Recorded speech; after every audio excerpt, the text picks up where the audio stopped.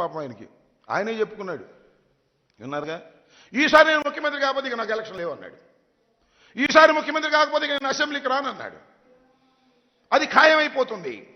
అందువల్ల ఏ విధంగా అయినా సరే సబద్దాలాడి కోట్లు ఖర్చు పెట్టి జగన్మోహన్ రెడ్డి మీద విషం జల్లి ఏదో ఒక విధంగా గెలవాలనే తాపత్రయమే కనపడుతుంది తప్ప ప్రజలకు మేలు చేశాను కాబట్టి గెలవాలనేటువంటి ఆత్మస్థైర్యం లేనటువంటి వ్యక్తిగా ఇవాళ నారా చంద్రబాబు నాయుడు గారు చాలా స్పష్టంగా అర్థమవుతున్నాడనే విషయాన్ని మీ అందరికీ కాస్త చంద్రబాబు నాయుడు గారి ఉపన్యాసాలు కానీ మీటింగులు కానీ అత్యంతం పరిశీలిస్తే చాలా స్పష్టంగా అర్థమవుతుందని కూడా మనవి చేస్తున్నాం.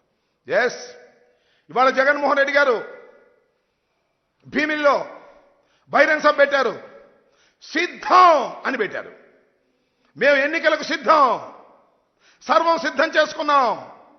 మా 175 మంది అభ్యర్థులు సిద్ధం, 25 మంది పార్లమెంటు సభ్యులు సిద్ధం.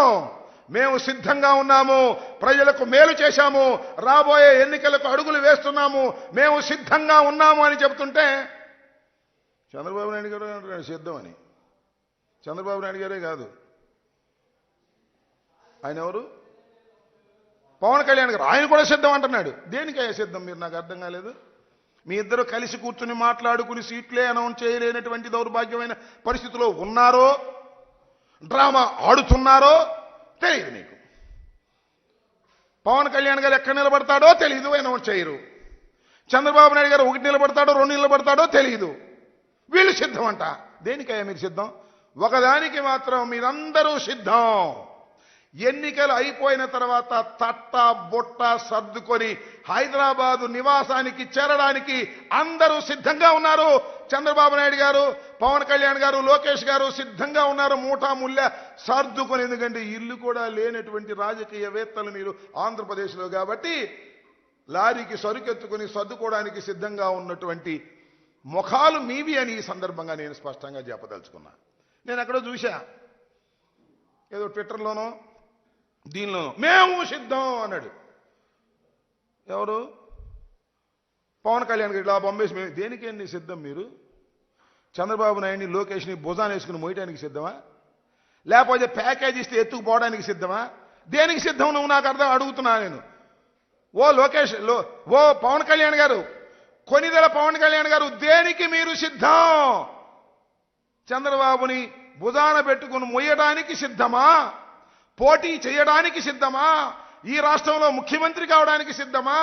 అసలు దేనికి మీరు సిద్ధమో తెలియనటువంటి అగమ్య గోచరంలో ఉండి జగన్మోహన్ రెడ్డి గారు సిద్ధం అన్నారు. మేము సిద్ధం అంటున్నారు. సిద్ధం అనకపోతే జనం కొడతారు కాబట్టి, తిడతారు కాబట్టి సిద్ధం అంటున్నారు తప్ప మీకు సిద్ధం ఎక్కడుంది?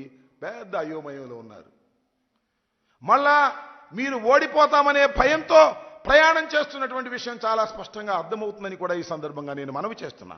కాబట్టి చంద్రబాబు నాయుడు గారి సైన్యం ఈ రకంగా జగన్మోహన్ రెడ్డి గారి మీద బురదలేటటువంటి కార్యక్రమం చేయటమే కాకుండా ఇవాళ జగన్మోహన్ రెడ్డి గారిని ఓడిస్తామని ప్రగల్భాలు పలుకుతున్న మీకు నేను మనవి చేస్తున్నా. జగన్మోహన్ రెడ్డి గారు మొన్న సిద్ధం మీటింగ్లో చెప్పారు, కౌరవ సైన్యం మీది. జగన్మోహన్ రెడ్డి గారు అర్జునుడిలాగా ప్రవేశించబోతున్నాడు. అభిమన్యుడు కాదు.